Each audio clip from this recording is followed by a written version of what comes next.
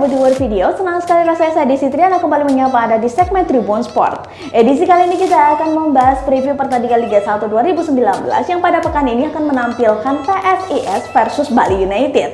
Tim tamu Bali United merasa percaya diri meski tak menurunkan 4 pilarnya. Berikut preview selengkapnya. Pemuncak klasemen sementara Liga 1 2019 Bali United bakal melawan PSIS Semarang di Stadion Moh Subroto Magelang Jumat 15 November 2019 pukul 18.30 waktu Indonesia Barat. Sayang, jelang laga tandang ini pelatih Bali United Stefano Cugurateko mendapat kabar gembira karena bisa menurunkan 4 pemain penting. 4 pemain itu bek Willian Pacheco, striker Ilyas Paso, gelandang Broan Nouri, dan penyerang Linca Fahmi Al-Ayubi. Keempat pemain tersebut telah lepas dari hukuman akumulasi kartu kuning dan bisa diturunkan sebagai starter. Namun demikian, saat 4 pemain bisa gabung, ada juga 4 pemain penting Bali United yang justru bakal absen.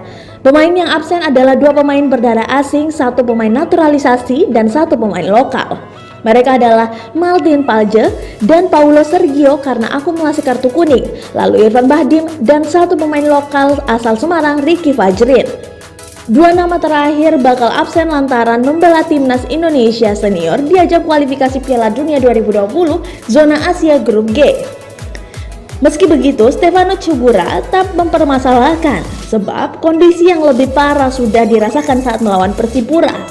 Saat menghadapi Persipura dengan skor akhir 2-2 di Stadion Delta Sidoarjo, Bali United justru tak diperkuat 7 pemain utama. Akankah skuad Bali United bakal merebut poin di markas Mahesa Jenar? Berat sudah pasti. Tim asuhan Babang Nurdiansyah ini berada di zona degradasi, berada di posisi 14 klasemen dengan 28 poin. PSIS hanya beda 2 poin dengan posisi 16 Kalteng Putra, posisi 17 Persela Lamongan dengan 25 poin, dan posisi 18 Semen Padang dengan 24 poin. Terima kasih telah menyaksikan tayangan ini. Jangan lupa like, share, komen, serta subscribe channel dari Tribun Duo Video. Saya Desi Triana pamit undur diri dan sampai jumpa.